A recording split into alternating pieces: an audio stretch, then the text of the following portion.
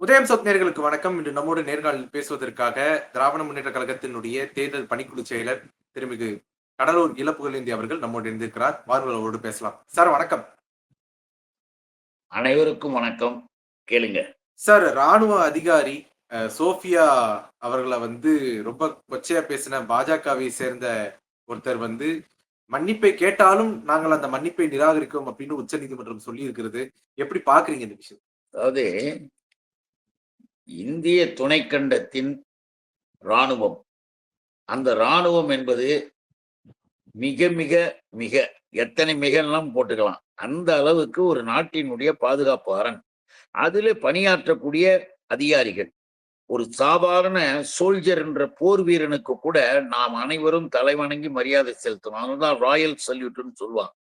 அந்த அளவுக்கு இருக்கிற அந்த போர்க்களத்துல நடமாடிக்கிட்டு இருக்கிற அந்த வீரர்களை, வீராங்கனைகளை நாம பார்ப்பதும் பேசுவதும் அந்த உரிய மரியாதை. இப்ப ஒரு வார் என்ற பெயர்ல பிஜேபி ஆர்எஸ்எஸ் கூட்டம் சேர்ந்து மோடியும் அமித்ஷாவும் சேர்ந்து ஒரு பிளான் பண்ணி நாங்க போடுறோம்னாங்க. அது கூட நிறைய கேள்விகள். ஏன்னா சண்டை போர் அப்படின்னு வர்றதுன்னா அதுக்கு முந்தைய யாராவது சொல்லுவாங்களான்னு ராகுல் கூட கேட்டிருக்காரு. அந்த அரசாங்கத்தை கூப்பிட்டு நாங்க இங்கெல்லாம் குண்டு போட போறோம் அப்படின்னு இது வரைக்கும் யாராவது சொல்லியிருக்காங்களான்னா இல்ல. அப்போ இதுல இருந்தே இவர்களுடைய போலித்தனமும் நடிப்பும் நயவஞ்சகமும் நமக்கு நல்லா தெரியுது. அப்படி அந்த தீவிரவாத முகாம்களை நாங்கெல்லாம் போட்டுட்டோம், எல்லாம் முடிஞ்சு போச்சு. அப்போ அந்த நிலை சம்பந்தமாக உலகத்திற்கு எடுத்து சொல்லக்கூடியது இராணுவத்தினுடைய செய்தி தொடர்பு பிரிவுன்னு ஒண்ணு இருக்கு. அந்த பிரிவு செக்ஷன்ஸ் அடிப்படையில கர்னலாக இருக்கிறவங்க சோஃபியா குரோஷி. அந்த சோஃபியா குரோஷி அவங்க பேட்டி கொடுக்கும்போது அவங்க தெளிவா அழகா சொல்றாங்க. அப்படி சொல்லுகின்ற பொழுது இராணுவத்தினுடைய சிறப்புகள், வெற்றிகள் இவையற்ற பத்தியில சொன்னா நீங்க என்ன பண்ணணும்? உங்களுக்கு அது தேவையில்லாத வேலையும் கூட. தேவையே இல்லை. அந்த மத்திய பிரதேசத்தை சேர்ந்த ஒரு பாஜக, இந்த பாரதிய ஜனதா என்பதுதான் தெரிஞ்ச கதையாச்சே. அந்த நிலையைச் சேர்ந்த ஒரு அமைச்சர் பப்ளிக் மீட்டிங்ல ஏறி, ஸ்டேஜ்ல ஏறி பெருமையா பேசுறாராம். எதை பேசுறோம்னு புத்தி இருக்கணும். அதை உச்ச நீதிமன்றம் கண்டிப்பா சொல்லி கடுமையா கண்டிச்சிருக்கு. அப்படியே மோடியை உயர்த்துறாராம், கிழிக்கிறாரு. எல்லாமே அங்க மேடையில உட்கார்ந்து இருக்கிறது எல்லாமே பாஜக, கீழே உட்கார்ந்து இருக்கிறதெல்லாம் காவி.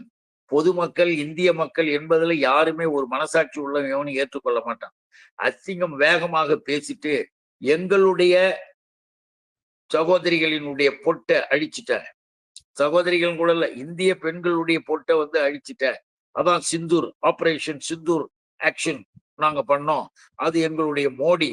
உங்களுடைய சகோதரியை வைத்துக் கொண்டே உங்களை அழித்து விட்டார். உங்க பயங்கரவாதிகளாக இருக்கிறீங்க நீங்க. உங்களுடைய சகோதரியை எங்ககிட்ட இருக்காங்க, அவங்கதான் குரோஷி. அவங்க மூலியமாகவே உங்களை அழித்து விட்டார். பார்த்தீர்களா எங்களுடைய சாமர்த்தியத்தை, திறமையன்னு இவரை புகழ்வதாக போல அந்த குரோஷி என்றவங்க இந்திய, அது மட்டும் இல்ல, அவங்க குடும்பம் என்ன தெரியுங்களா? ராணுவ குடும்பம்.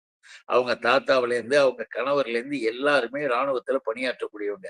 மத பார்வை, இந்த மதவெறி பார்வை என்பது பாஜக எல்லாத்திலையும் பார்க்கும்.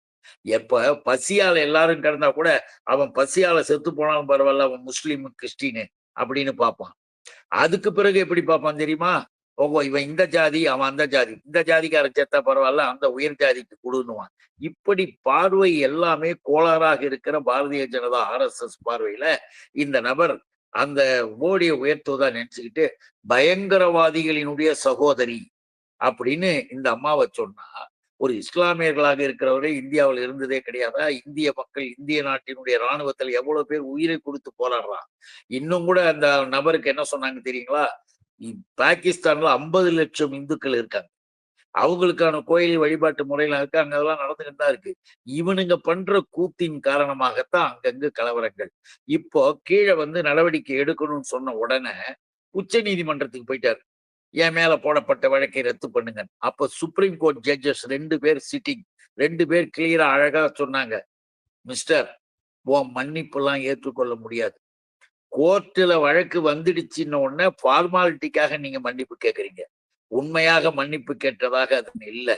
இந்த ஃபார்மாலிட்டி வேலையாக இருக்கின்ற உங்க மன்னிப்பை ஏற்றுக்கொள்ள முடியாது.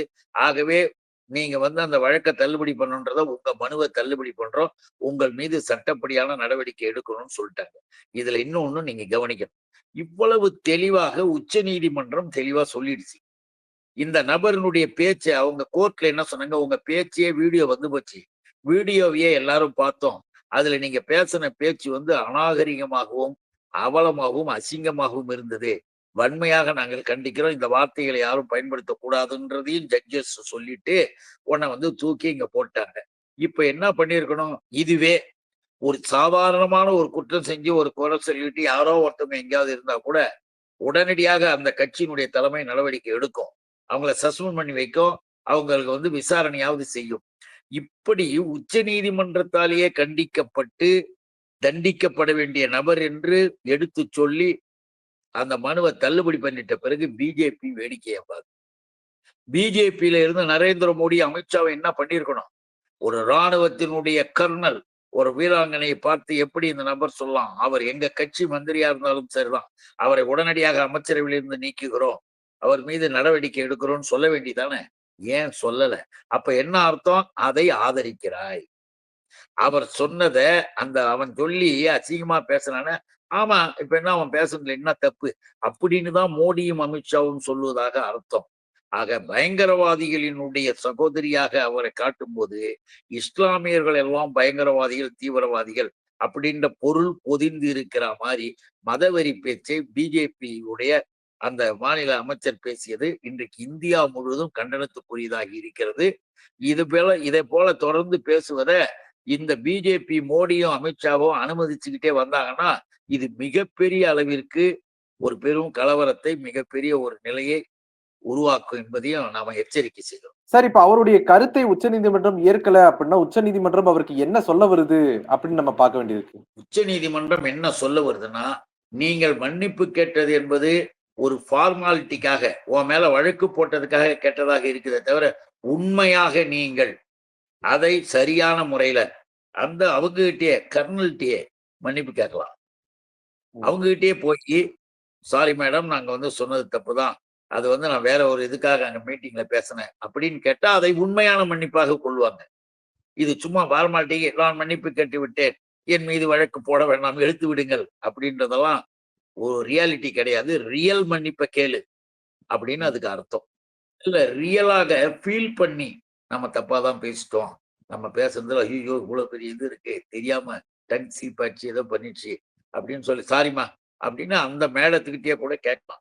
ஏன்னா அவங்க ஒரு கர்னல், நீ வந்து சும்மா இந்த ஊரை சுத்திக்கின்னு இருந்த பிஜேபி ராமன் கோயில்ல போய் கடப்பாரியை எடுத்துக்கின்னு போய் மசூதியை இடிச்சு உடைச்சிட்டு அந்த கல்லை தூக்கி தலையில போட்டுக்கிட்டு டான்ஸ் ஆடின ஆள்ல ஒரு ஆள் இவன்லாம்.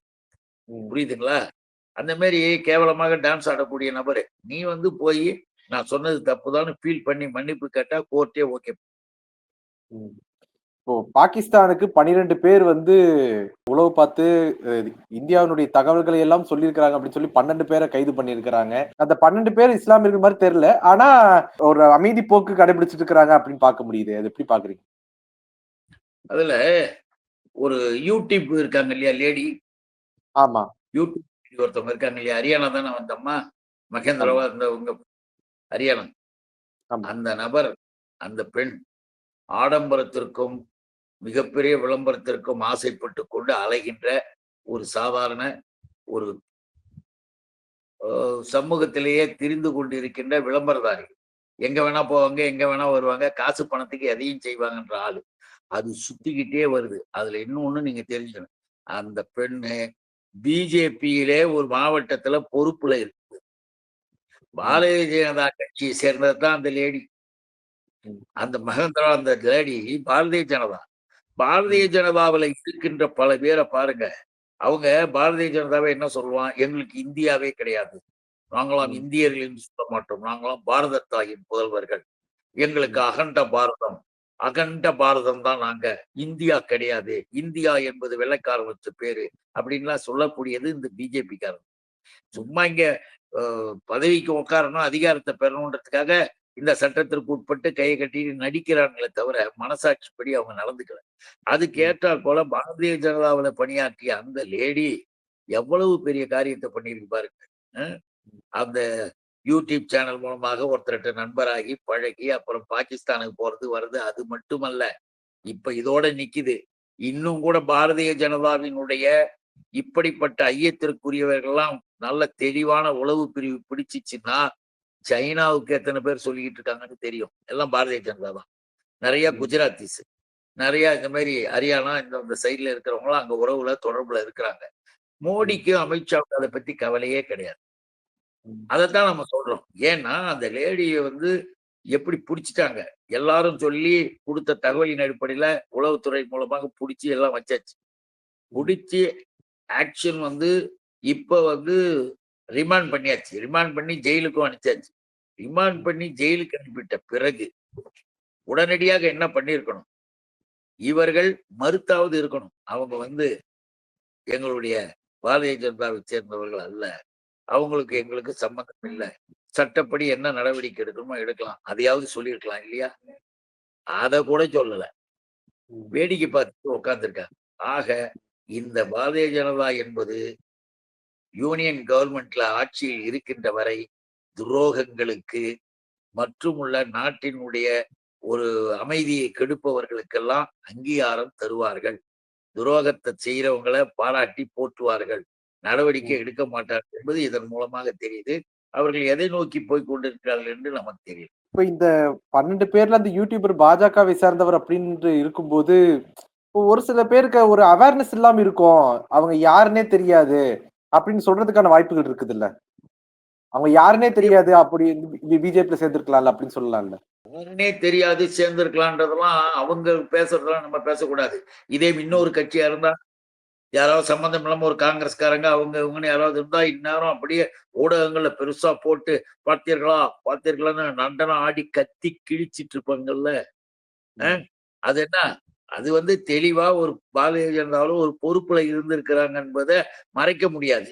ஏன்னா அங்க இருக்கிறவங்களுக்கு எல்லாருக்கும் தெரிஞ்ச விஷயம் அது. நீங்க சொல்றது நீங்க சொல்ற கேள்வி எப்படி தெரியுமா, 1,00,000 பேர் இருக்கிறாங்க, 1,00,000 பேர்ல ஒருத்தர், அதை எப்படிங்க நம்ம தெரிஞ்சுக்க முடியும் அப்படின்றது பொதுவாக சமாளிப்பது. அது வந்து இப்படி பெயர் பெற்ற ஒருவர் 4 பேருக்கு தெரிஞ்ச ஒருத்தர் இருக்கிறத இப்படி எல்லாம் மறைக்க முடியாது, சமாளிக்க முடியாது. ஆக பாரதிய ஜனதா என்பது இன்றைக்கு இந்தியா முழுவதும் இப்படிப்பட்ட துரோக நிலைகளை ஆதரிக்கிறார் போல இருக்கு. எதுக்காக சொல்றோம்னா, உடனடியா நீங்க ஒரு ஆக்ஷன் எடுக்கணும் சார். நீங்க ஆக்ஷன் எடுக்கலன்னா அதை ஏன் அட்மிட் பண்ணிக்கிறீங்கன்றதுக்காக கேட்கிறோம். உங்களுடைய நேரத்தை ஒதுக்கி எங்களோட கத்துக்கல. பந்தமைக்கு நன்றி சார். அனைவருக்கும் வணக்கம், நன்றி.